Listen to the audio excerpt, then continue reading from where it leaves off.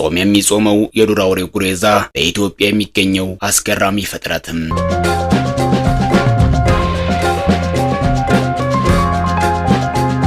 አንዳንድ የተፈጥሮ ሚስጥር ናት። የሰው ልጅ ተመራምሮ ሊደርስባቸው የማይችሉ አስገራሚ ነገሮች አሉ። ሰው ተፈጥሮን እስካሁን 1% እንኳን አላወቀም ነው የሚባለው። ሚስጥራዊ ከሆኑ ጉዳዮች መካከል ደግሞ እንስሳት አንደኛዎቹ ናቸው። በዛሬው ዝግጅታችን በኢትዮጵያ ውስጥ በዋነኝነት በእምነት ቦታዎች ውስጥ ስለሚኖሩት አስገራሚ እንስሳቶች እንነግራቸዋለን። እነዚህ አካባቢዎች የእስላም የክርስቲያኑን ጾም በመጾምና በዓላትን በማክበርም ይታወቃሉ። ጺማም የሃይማኖት አባት የሚመስል የፊት ገጽታ ያላቸው እነዚህ የዱር እንስሳት እንደ ጦጣና ዝንጀሮ ተንኮል አያውቁም።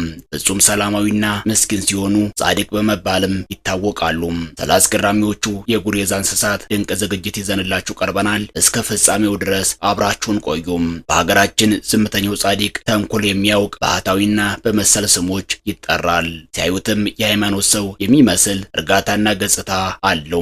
ጉሬዛ ሰውን የማይተናኩል ደግ የሆነ ፍጡር ሲሆን የኢትዮጵያውያን አባቶች ባህታዊና በመልካም ሽማግሌነት ይመስሉታል። በገጠሩ የሀገራችን ክፍል ጥቅጥቅ ባሉ ደኖች በዋነኝነት ደግሞ በደን በተሸፈኑ ቤተክርስቲያናት፣ ገዳማትና አድባራት ይኖራል። ከዛፍ ዛፍ በመዝለል ቅጠልን እየተመገበ ይኖራል። የገበሬዎችን እህል እንደ ጦጣና ዝንጀሮ አያወድምም። ለዚህም ነው ከጦጣ የዋለ ጉሬዛ እህል ፈጅቶ ገብ